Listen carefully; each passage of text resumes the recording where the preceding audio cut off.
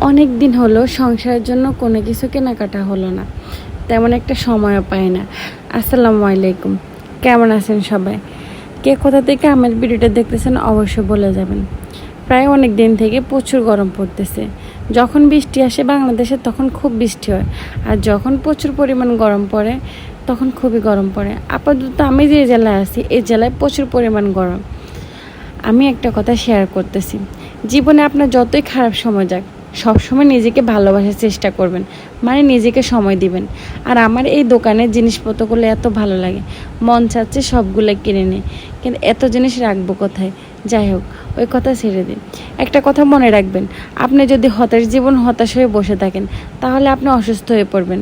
তাই বলতেছি, যখন আপনি খুব টেনশনে থাকবেন নিজেকে সময় দিবেন, সংসারে মন দিবেন, নিজেকে ভালোবাসবেন, ঘুরতে চলে যাবেন, অন্তত নিজে বাঁচবেন।